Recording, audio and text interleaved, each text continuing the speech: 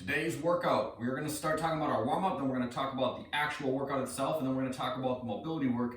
The warm-up and the mobility are pretty straightforward today. The workout has a few different components, as you can see, so I'll be getting into all the details on that as we get going here. The warm-up is going to be intervals. We're going to start with 20 seconds of work, 10 seconds of rest, and we're just going to cycle through that for 6 minutes, and we're going to go back and forth between 3 different movements throughout, okay? The first thing we're going to do, I'm just going to do high knees, just kind of running in place.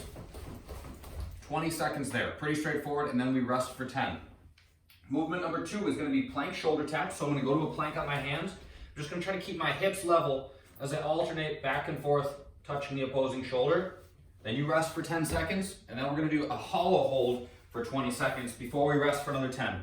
So when we hollow hold, it's kind of a subtle movement. You're trying to keep your body completely, your shoulders and your legs up off the ground. You're trying to put the small of your back on the ground. So I'm just going to lay down passively to start. And then I come up, this is the hollow hold. So I can feel immediately that my core is working really hard to keep me there. 20 seconds of work, 10 seconds of rest, cycle through those movements for 6 minutes. That would be the warm-up. The workout, we're getting into using some different equipment. The first thing we're gonna do is a tuck hold, okay? You can do this between some chairs. Just make sure that whatever you're using is a stable surface for you to plant your hands on and it can hold some weight. I put the chairs just wide of my legs, okay, about shoulder width apart. That's gonna give me plenty of room. We're gonna start with a 15-second hold here, okay? What we're looking for is you're gonna tuck your knees up to your chest, and you're gonna try to stay as vertical through your back as possible. So I'm gonna plant my hands on the chairs. I'm gonna pick my feet up, and if I just kind of hang out, I tend to rock forward, okay? My shoulders are forward. I'm gonna try to go the other way, okay, to sit here. So it's harder that way, but that's what I want you all to aim for. Try to get your spine vertical as you sit in that tuck shape. Okay, that'll be the first thing we're gonna do. The second thing is gonna be a chair dip. Okay, there's a lot of different options for making these what you need them to be.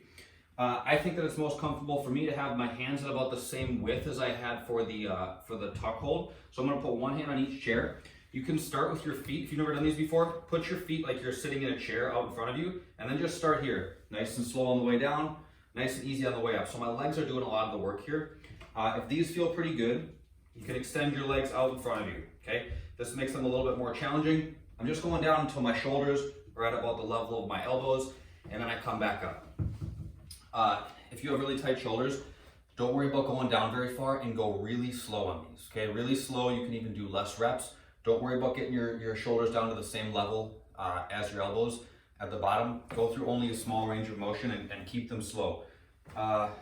There's something else I was going to say, now it's escaping me.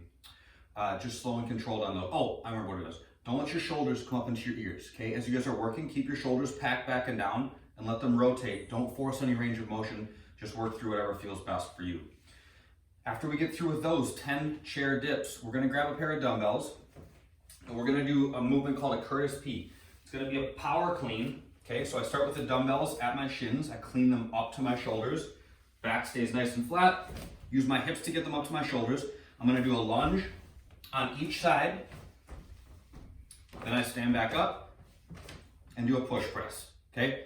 That's the Curtis P. Clean, lunge, lunge, push press. After that, we're moving to some push-ups. We're gonna add a little bit of challenge into these, and we're gonna do a deficit. The deficit that you choose is up to you. You could use a couple books, whatever works for you, but we're just trying to elevate our hands so that our chest has to go a little bit further at the bottom. So this isn't very much of a deficit, but you guys use what feels most appropriate to you. Any deficit is just gonna be a nice way to switch it up a little bit. I'm gonna go one hand per book, both shoulder width apart with these. Make sure that you guys find books that are about the same height. Find a tight plank, lower down, touch your chest to the ground, and then push back up. So go as low as you feel comfortable for the deficit, but make sure that your body doesn't change position. Nice tight plank throughout. After you get through with your push-ups, last thing we're doing here is we're gonna do 15 leg lifts. We're gonna lay on our back. I'm gonna extend my legs out in front of me. My knees are locked, my toes are pointed. I come all the way up to vertical, then gently tap my heels back to the ground, okay? 15 of those. The only difference between the equipment version of this thing and the bodyweight version is that in place of the 5 Curtis P's with the dumbbells, the bodyweight version is just gonna have 20 alternating lunge steps. So you just step out on the right, then step back, go back and forth. The mobility work is the couch stretch. So you guys can see, if we pretend that this is a wall or a couch or whatever, we're gonna just get into an exaggerated lunge position, I'm gonna get my knee back close to the wall, right about there. And I'm gonna work on getting this hip to extend. So I can stay down here and work on pushing my hip down and forward. I can bring my chest up to vertical, work on squeezing my butt.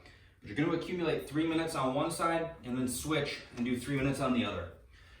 All these workouts make us tight. So we gotta work on the recovery work and the stretching that's gonna bring us back to 100%. So make sure you guys are taking this stuff on. Couch stretch in particular is just a really good one. Tends to open up the hips, kind of does the opposite of sitting. And I know we're all sitting a lot right now. So make sure you're taking this stuff on. If you have any questions, hit me up. See you guys.